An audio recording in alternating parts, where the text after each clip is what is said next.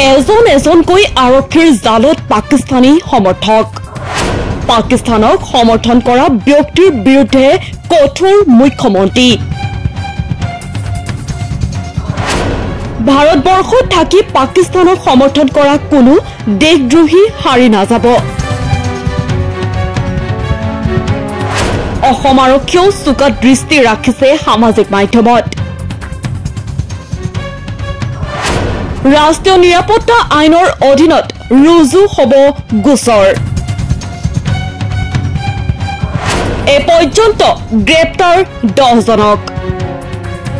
দেশদ্ৰোহীৰ বিৰুদ্ধে একশন মুডত অসম আৰক্ষী সামাজিক মাধ্যমত বিতৰ্কিত মন্তব্য কৰি এ পৰ্যন্ত গ্ৰেপ্তাৰ 10 জনকৈ দেশদ্ৰোহী এক্স হেণ্ডেল যোগে পাকিস্তানক সমৰ্থন কৰা সকলক হকিয়নি মুখ্যমন্ত্ৰী হিমন্ত বিশ্ব শৰ্মাৰ পাকিস্তানক সমৰ্থন কৰা সকলক কোনো কাৰণতে ৰেহাই দিয়া নহব বুলি স্পষ্ট কৰি দিলে মুখ্যমন্ত্ৰীগৰাকীয়ে পেহেলগাম কাণ্ডক লৈ পাকিস্তানক সমৰ্থন কৰাৰ ঢৌ উঠিছে সামাজিক মাধ্যমত ইতিমধ্যে সামাজিক মাধ্যমত মুকলিকৈ সমৰ্থন কৰা ৰাজ্যৰ 10খন জিলাৰ 10 জনকৈ দেশদ্ৰোহীক গ্ৰেপ্তাৰৰ ঘোষণা মুখ্যমন্ত্ৰীৰ মৰিগাঁৱৰ মৈৰাবাৰীৰ মাজাহাৰুল ইছলাম শ্ৰীভূমিৰ সাহিল হক শিৱসাগৰৰ সাহিল আলী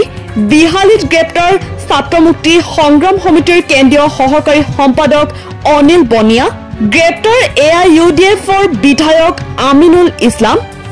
শিলচৰ অসম বিশ্ববিদ্যালয় কম্পিউটাৰ বিজ্ঞান বিভাগৰ AK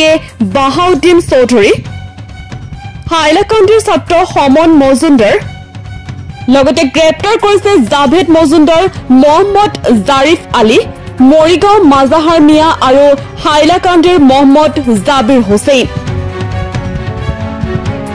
নিউজ ডেস্ক এনিটক্স